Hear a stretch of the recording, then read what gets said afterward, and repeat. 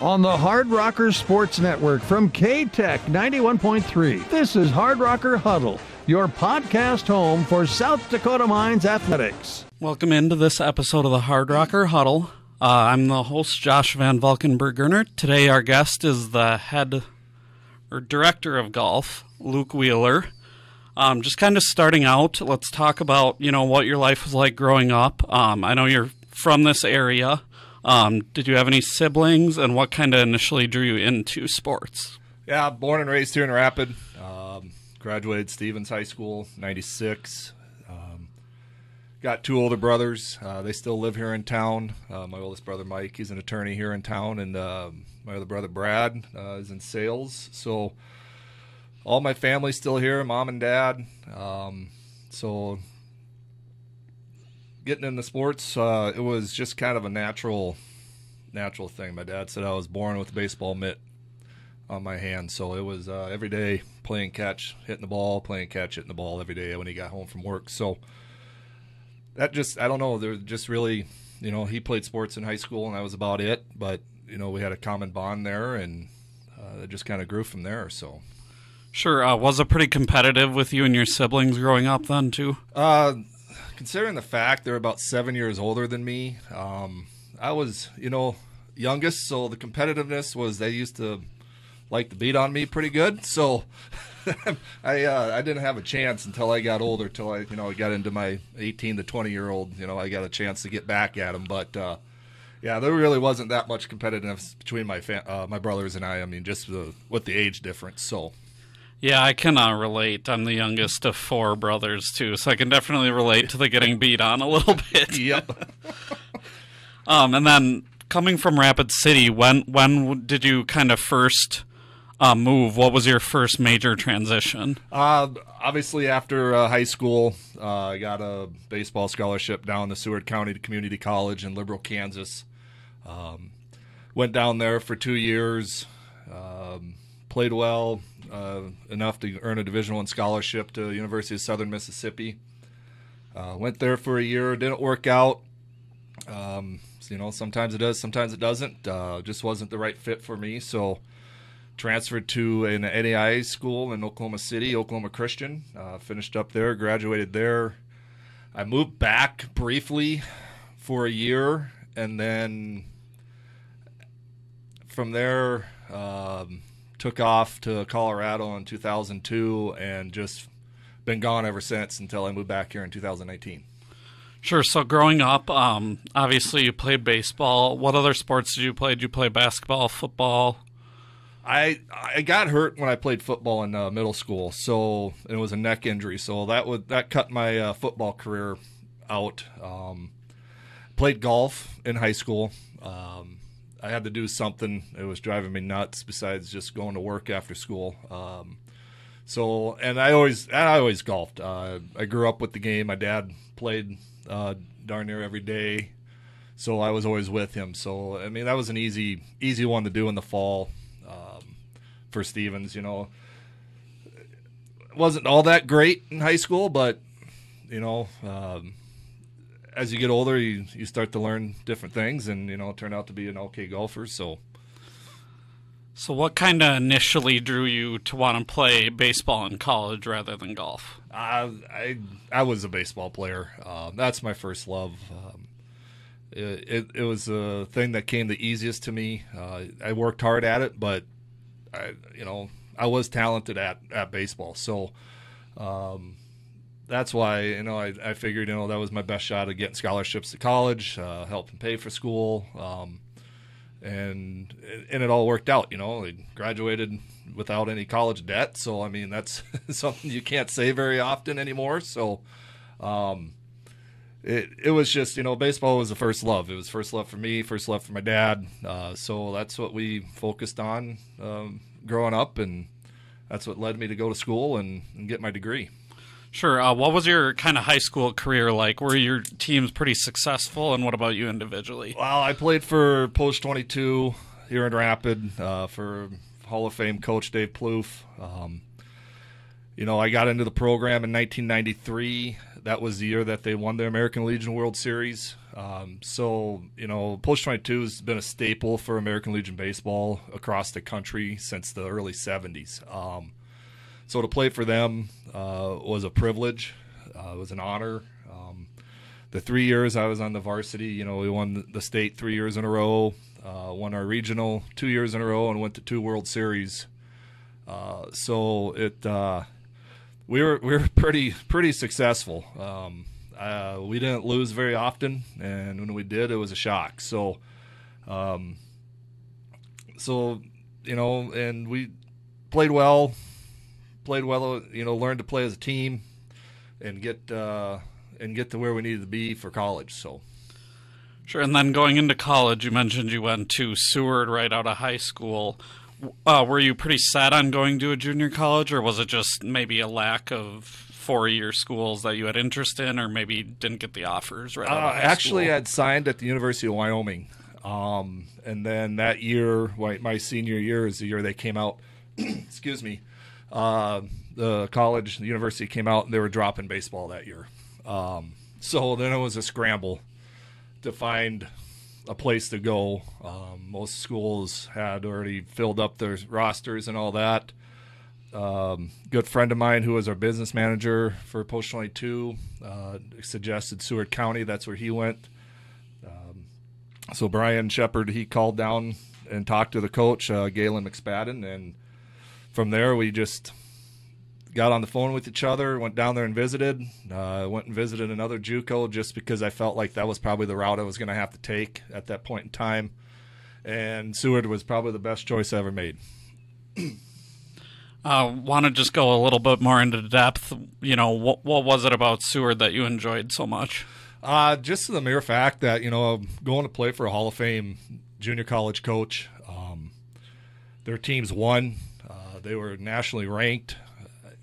And they got their players on to the next level, which was to another 4-year, whether it be D1, D2, what have you. So that interests me. That sparked the interest to go there. I was the only starting freshman on my freshman year. I had eight sophomores that started. I cracked into the starting lineup and never gave it up. So, we were third. We were third ranked nationally that year. I think we ended up being 50-7 as a team, and surprisingly got beat in our conference tournament. Hutch. Yeah, yes, Hutchinson Community College. So they had to beat us twice, and we had never lost a doubleheader all year, and it just the cards weren't there for us that day. So. Yeah, I'm a JUCO guy too from that conference. Not a big fan of Hutch myself, Nope. So I'm right there with you. Funny thing is my roommate down in Southern Miss was the catcher for Hutch, so we'd sit around the apartment and it was I'd start getting on him, and all he had to say was one word, and that was it. Argument over. So from Seward, what were your maybe college options from there outside of Southern Miss? Do you have any good recruiting stories from that time? I got recruited by Southern Miss, Kansas State, University of Kansas, Texas Tech, a couple of Division IIs, Fort Hays, Emporia State, Arizona State. Arizona State was the one that really sparked my interest, and they were calling once a week when that was the norm for recruiting, is you can only call once a week, and a lot of that and all those recruiting things that they can do was set up to go down there on a visit. And then they called and said, well, our third baseman decided he's going to stay. And I was like, oh, okay, thank you. So they went by the wayside. The guy that recruited me at University of Wyoming was the assistant coach at Southern Miss. So naturally, he was recruiting my roommate my freshman year, who was a sophomore. He signed at Southern Miss, and so I would get on the phone with him and talk back and forth. And then my sophomore year, we'd got hot and heavy with the recruiting and went down there for a visit and just absolutely loved Hattiesburg. Just a beautiful area, beautiful town. The baseball was great in Conference USA, and so everything was there for me, and they offered me a pretty substantial scholarship, the one that I couldn't turn down. And so went there for the year, get down there in the fall. Within 2 weeks, the assistant coach that recruited me left. It's been the story of my life. So, and then from there, it was kind of the good old boy network with the Southern boys. If you weren't from below the Mason-Dixon line, it was tough to fit in down there. So you did what you did. We were very talented, good team, and made it to a regional, the Alabama regional. Made it to the championship game against Alabama. But after that, writing was on the wall that they weren't going to spend the amount of money they were spending on a guy that was going to sit the bench, and I didn't want to sit the bench anymore. So it was mutual parting, and went on my way to Oklahoma Christian. So then Oklahoma Christian, kind of similar environment, but maybe a little bit better fit there. The assistant coach, Brian Shepard, good friend of mine here from Rapid City. He was there. I told him what happened. He's like, "Well, give me 20 minutes." He called me back and said, "Here you go. You got such and such offer." And I was like, "All right, I'm not even going to beat around the bush and look for other places. I'm just going to go where I'm wanted." And it turned out to be a good fit. Now, Oklahoma Christian is a little bit stricter school, socially, all that stuff with the Church of Christ and all that, and that's something I wasn't raised with. Raised Lutheran, did go to church and all that, but it was a different setting. So you had to mind your P's and Q's a little bit, go to class and go to chapel and stuff that I wasn't used to the first 3 years of my life in college. So, but it was good. Oklahoma City was awesome. I loved Oklahoma City. Edmond, beautiful area, hunting, fishing, golf, you name it. It was all right there for me. So. Great baseball conference in the Sooner Athletic with Oklahoma City. That's usually number one in the nation. Oklahoma Baptist, Wayland Baptist. I mean, you name it. Those NAIA schools, it was they knew how to recruit all the D1 rejects. Yeah, a lot of good baseball down there. It was very good baseball. So that was a good ending to my college career. Played well. We weren't very good as a team, but we competed tough, and that's all you can ask for. So coming from all those experiences, what was it that kind of maybe initially made you want to give coaching a crack? I've always known I wanted to coach. I knew, the professional was not in my cards probably after my second year of college. Not a lot of interest in a 5'10", slow kid that played the corners that didn't hit a lot of home runs. I hit for average, hit for doubles, drove in runs, but those two positions they want the long ball, and I'd hit one here and there. But so I knew coaching was right up my alley, especially sitting down with Coach McSpadden at Seward, and even at coaches at Southern Miss, Coach Palmer, Coach Wagner, just learning from them. At every stop I went to, Coach Shep and Coach Inman at Oklahoma Christian, just sitting down talking with them about the game and learning the game. So that's what I wanted to do. Initially I wanted to teach and coach in high school and stuff like that, but I realized I was going to take another year or so of school, and I was not wanting to do that, so I just graduated, got out of there, and started coaching right away. Sure. I believe your first role was right back in Rapid City again at National American University. What was it kind of like to be able to come back home and get your career started? It was good. Initially, Coach Plouffe asked me to coach in the Post 22 organization, so that's where I started coaching the younger kids in the program.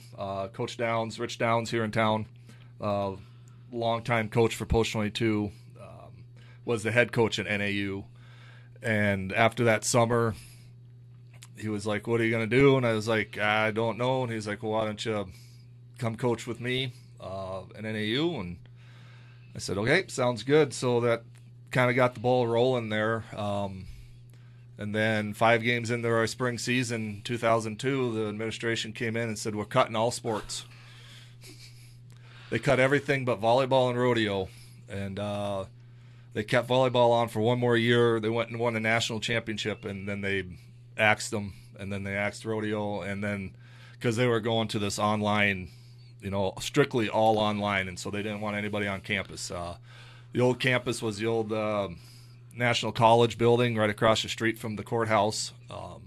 So they did away with athletics, and then I found myself out of a job again, per se. I coached with Post 22 that summer, and I better go back to school to get my teaching certificate. And so I went up to Black Hills. I hate saying that word, but I went up to Black Hills and didn't meet their requirements to get into College of Education right away. So I had to take 3 classes: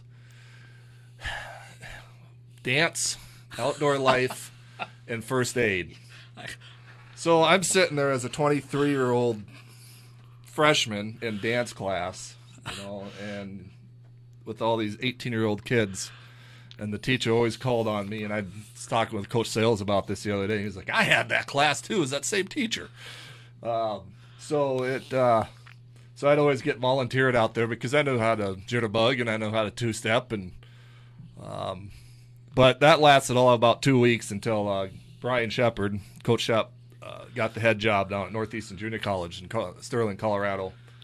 Called me up and said, hey, let's do this. Let's get together and start this, turn this program around. And I couldn't drop out of BH as faster. It took me all about 5 minutes. I walked up and said, I'm out. Give me my money back.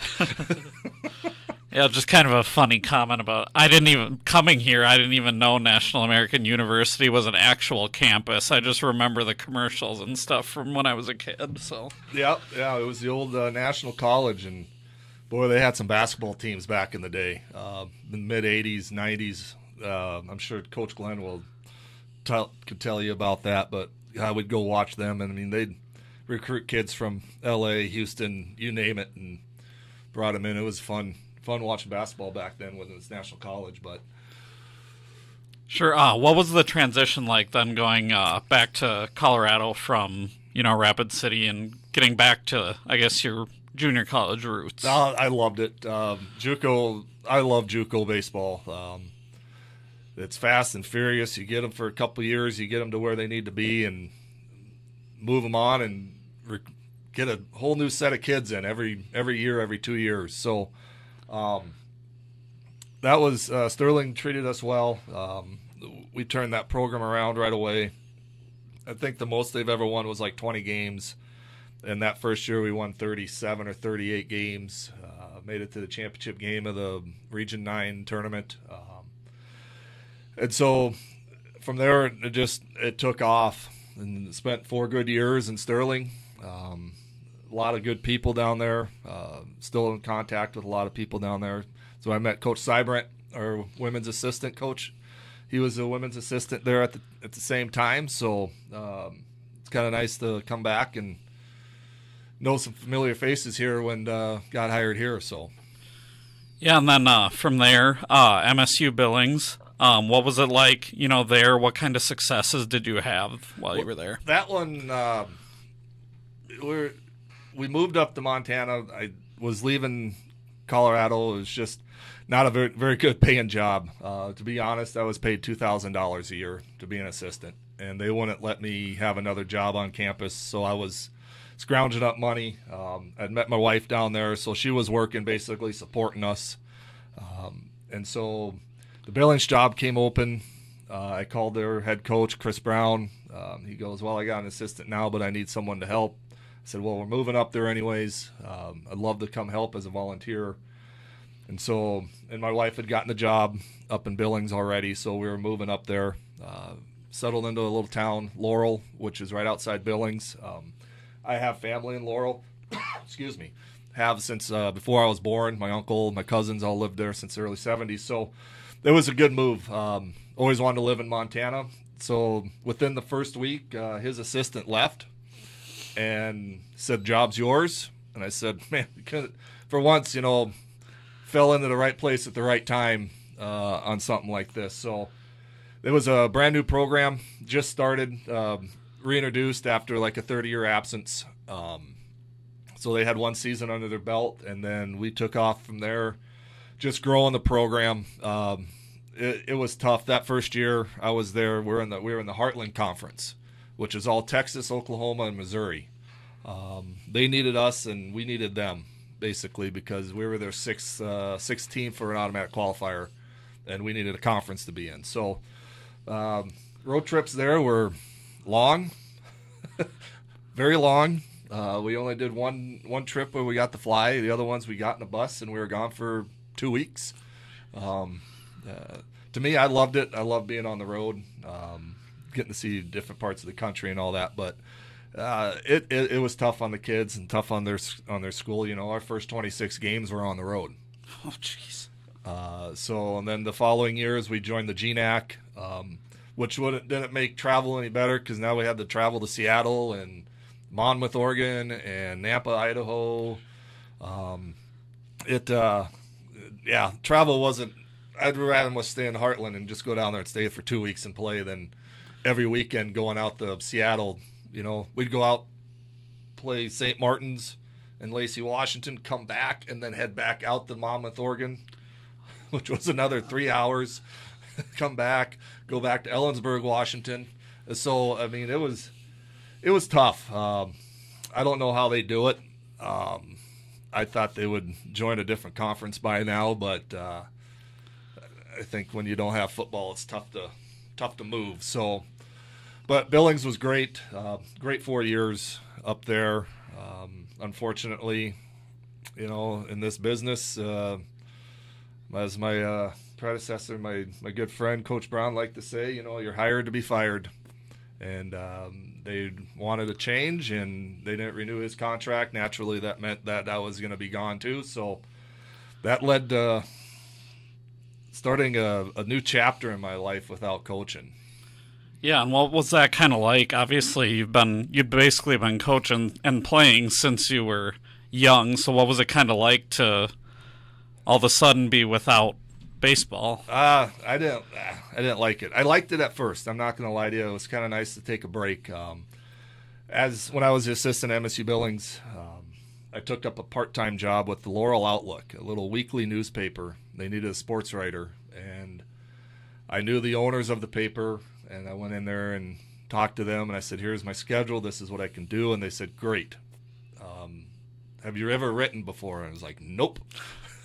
Can you take pictures? I said, I can take pictures. I do that very well, but I can't. I don't know how to write. And they're like, well, we'll teach you. I said, all right. So sat down and covered 3 high schools, and I did that up until the day that our contracts going to get renewed at MSUB, and went in and said, well, you got a full-time gig, you know, can we make this full-time? And they're like, well, honestly, our advertising lady is leaving.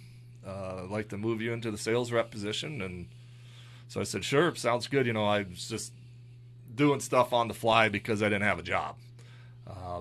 And so I moved into the sales rep position for the paper, and I did that for a couple of years. Fun job. Got to go out, meet everybody, talk to people. I was never in the office, which is exactly how I like it. And I didn't have to write anymore. I didn't have to take pictures. That was none of my responsibility. I was just selling all the ads for the newspaper, and did that for a few years. And then my wife got a different job. She started selling insurance with Aflac, and that kind of took us on a little whirlwind tour of leaving Billings and Laurel, moving to Helena for her job. I was unemployed. I wanted to be a stay-at-home dad for a year. I had 2 little ones at the time, so I spent my time teaching them how to ice fish, teaching them how to hunt. Nothing wrong with that. Nope. Going around to all the little shops, you know, when they're little, and you know, but you know, it as a one working person family, you know, money was tight, and I always just loved it. You know, drop my oldest off to preschool when she was like 3 or 4, and take my middle son Pryor over to Costco and get all the snacks, all the what do you call them? displays that they had, Oh, all the little food displays. You know, went yeah, around there. That was yeah. our lunch. Samples, yeah. The samples. That was our lunch. But it was a good time. Then we moved back to. It was time to get out of Helena. Moved back to Laurel. A buddy of mine owned a bar, restaurant, casino, bowling alley, and he needed someone that he could trust to run the place, basically. And so he's like, "You move back, job's yours. Let's keep rolling with this." And I figured that was going to be a couple-month gig to right the ship for him and all that. And 7 years later, I was still there. Yeah, that's kind of a long time to be doing something like that. Well, every night, closing every night, was, it took a toll on me, I'll tell you that much. For sure. I'm sure you were ready to, by the time those 7 years up, I'm sure you were ready to move on. Yes, very much so. And wife was ready for me to get out of the business. I was ready to get out of the business. I was getting older, grumpier, yelling at people. People would walk in and go, "Oh man," I'd be like, "Oh no, get out of here! I don't even want to deal with you tonight." They just turn around and go to another place.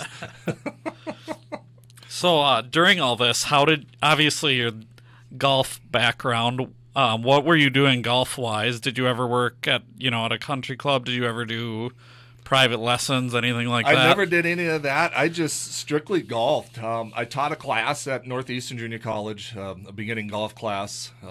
That was about the only thing they let me do to earn more money there. So I was an adjunct instructor for that. But other than that, it was just learning the game by myself, playing all the time. Obviously I had a great coach growing up, and Phil Hunt.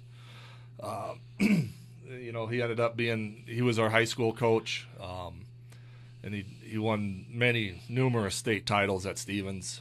So I learned a lot from him when growing up. Him and his son and I were good friends, same age, same grade, same schools. So I was always around him, always taking lessons from him. So kind of took what he taught and coached when I was younger, and just kind of ran with it a little bit when I got older, just thinking of things that he would say, what to do in certain situations, how to swing the club. So it really wasn't someone telling me, teaching me how to do all this. It was more of just figuring it out on yourself. And I think that's the big thing about sports is, we can talk to you till we're blue in the face, but if you can't figure it out by yourself, it's going to be tough. Yeah, no, you're 100%. Just kind of talking about that a little bit. Beyond just learning and playing yourself, did you have any, connections outside of your high school coach who maybe you were talking to get tips, advice from? Oh, yeah. I mean, when I was at Oklahoma Christian, the golf program there, they were number one in the nation. They still are. So Coach Lynn, we'd always talk, and I was friends with all the golfers there, and so I'd always, talk with them. Any place we'd go, I'd get I'd go to a course and get to learn, know the pro really well. Just so, if I ever had a question, it was easy to go up there, and they knew that, I was a regular golfer, so I didn't sound like an idiot, going up there asking them a question. And so that's how I really, and I listen, and that's just what I do is I listen when people talk, about stuff and take it and go try it and see what happens. A couple of my friends were PGA professionals, teaching professionals. So I always had an avenue to go to if I needed it. More or less just like to go out and figure things out on my own because no one's going to have the same swing I do. And so it's one of those things that you figure it out, you adapt or die. So after working at that restaurant bar for 7 years, was it right after that you came back to Rapid City and got this job? Yes. Well, I hadn't moved back yet. The previous coach, Tyroy, he was the head coach here, the director of golf. He called me up and said that he was moving on to a different position in the school, and so this job would be open, knowing that we'd been wanting to move back to Rapid for a couple years now, and it just hadn't worked out yet. So he called, and I talked to Joel Lucan about it, and then the job came open, and I applied for it, came down here for an interview, was offered the job right away. We went back to Montana, talked it over for about a day or two. My wife was in the midst of her going into her second year of teaching at Park City Elementary, just right outside Laurel. And it was going to be, if I took this job, I was moving down here by myself. And for the year, she was going to finish out the year teaching. So we decided, you know what, this is what we wanted to do. So I took the job, knowing that I was going to move here. Within, a couple weeks, I think I got hired in July, and my first official date was August 15th, somewhere right around there. About August 10th, my wife gets a phone call from the principal here in town and says, I need a kindergarten teacher. You've come highly recommended, and I want to hire you. And then the world started spinning everywhere. So instead of having a year to move, we had about 3 weeks. And that was, that on top of with some kids other, and everything. Yeah, with kids. Her with their classroom, they just about ready to start school up there. Then some personal things happened to where it made it even more complicated to be together and move together. It was quite frankly, a what show for a few weeks and a month. It was find a place to live, because I was going to live with a buddy of mine here in town, and then all of a sudden I got to find a place for the family. Thank God my parents were here. They said they can move in for a little bit till we can find a place, but luckily we found a place right away. And so it all worked out in the end, but I mean, it was a stressful month there. It probably wasn't on my coaching game there those first couple of weeks, but I mean, it was that was my release, though, was to go out to the course, was to interact with the players and the team, and not worry about life for a while. Sure. Yeah. So obviously you grew up here. You're back here again. What is it about Rapid City, outside of obviously having family here, that you guys just are so fond of? Growing up, I love the Black Hills. Love being outdoors, hunting, fishing, you name it. It was just home. It was easy. I knew where everything was at. All these other different places you'd move to when you wanted to go out somewhere, it was like, okay, whose land are we on? Where are we at? What do we need to do? Who do we need to talk to? From that essence, from here, it was just like, yeah, okay, I know exactly what we're doing and who we need to go to and all that. Family-wise, just so many things to do here. It's a great place to raise a family. It's a big city, little city, however you want to say it. Rapid's just one of those special places that you hold near and dear to your heart, that you always want to get away when you're younger, but it always draws you back when you get older. And I feel like that's what happened with us. My wife likes it here. She always loved coming to visit. She wasn't from here. She was from Colorado. So it's still home, and it'll always be home. Yeah, you kind of mentioned something, and as soon as I moved here, the comment I had about Rapid is that it's a big city, small town feel, which is a great thing. Yeah, well, yeah. I mean, crime, hardly any crime that you hear about. Obviously every place has their bad moments and stuff like that, but another thing that got us out of Billings was just getting big. It was getting to that point where every day there was, someone getting shot or something was happening, and then it was starting to funnel into Laurel with the drugs and the crime and all that. And it was just time to get out of there. Everybody thinks of Montana being this big, glorious, last of the frontier place, and it is if you drive 5 hours to get out in the middle of nowhere. But getting there is a challenge. You have to get out of your car and walk up a hill. So I just like Rapid in that sense that it just has that small town feel. Sure, but still has everything you need. Yep. And then kind of going back a little bit, just to what your transition was like getting back. Obviously, you had a pretty extended break from coaching. What was the adjustment period like to get back in?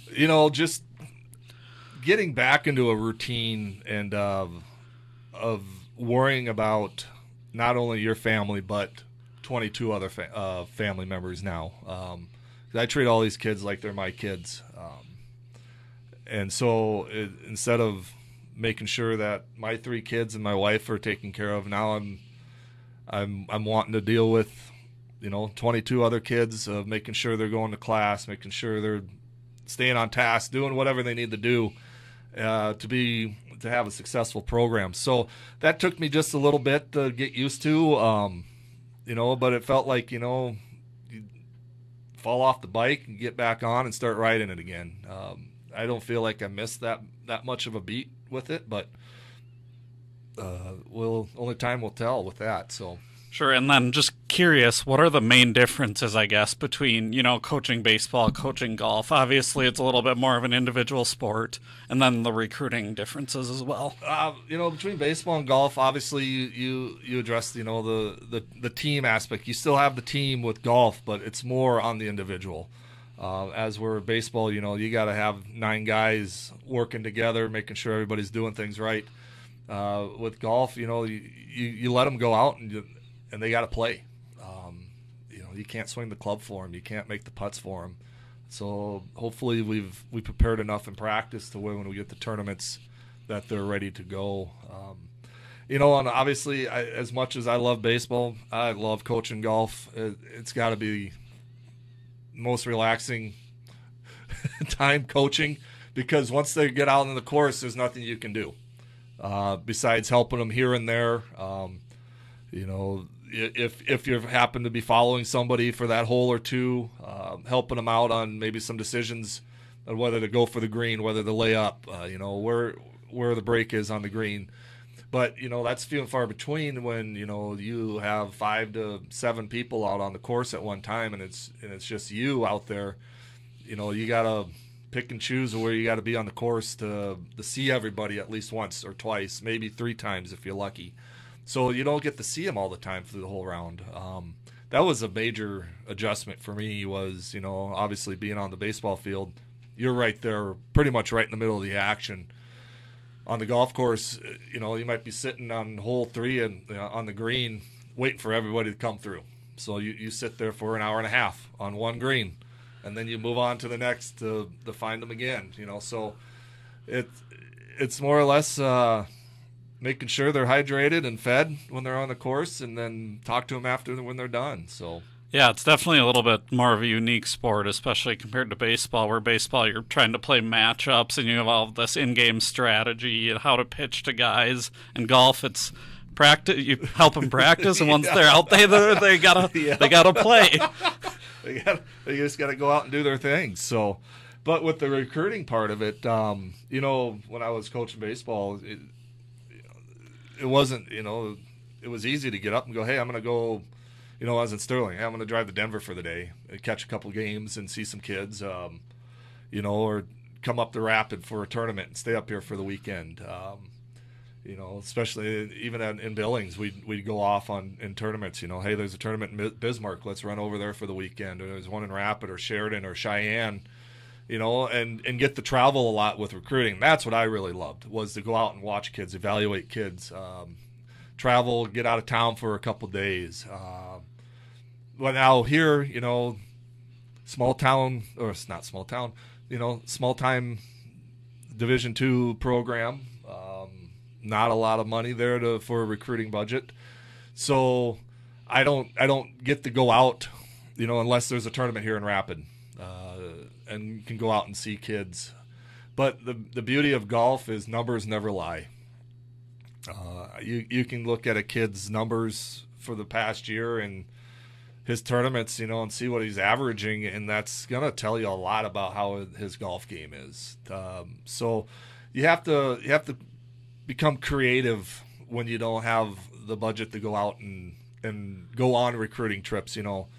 Unlike, football where they can go out for a couple weeks and, they're going here and there. And, basketball, they get to go here and there and go to home visits and go see these kids play because they need to.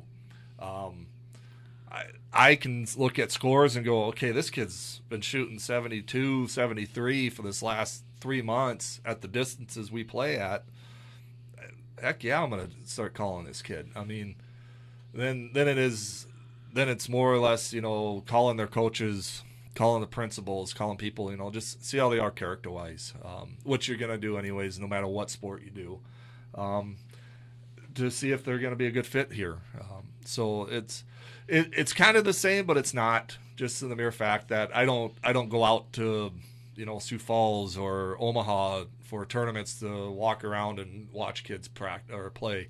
If I want, interest some kids that are around the area and they have a tournament here in Rapid, and I'll run out there and take a look. But other than that, it's more or less, getting on some recruiting websites and some other golf websites and checking out scores and seeing how they're doing, and then just staying in contact with them.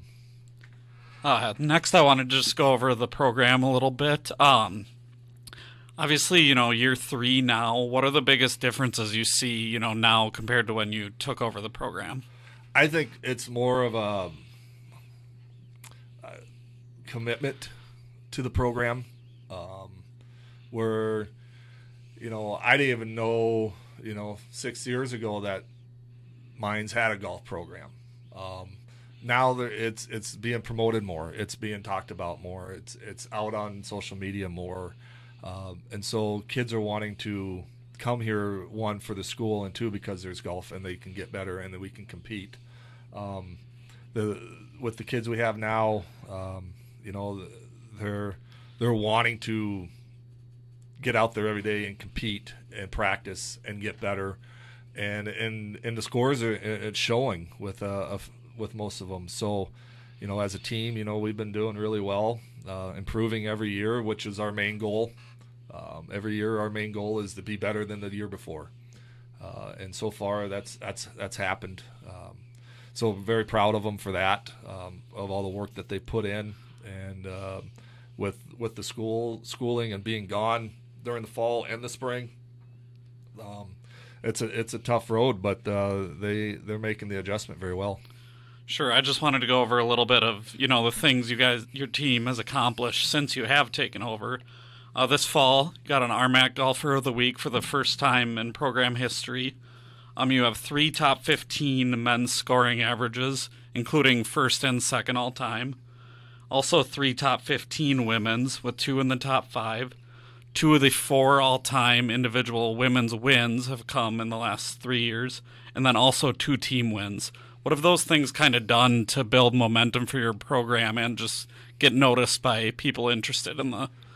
Well, what it's done for our program right now with these kids is that it's taught them that they can play the game and they can compete with the schools here in the conference.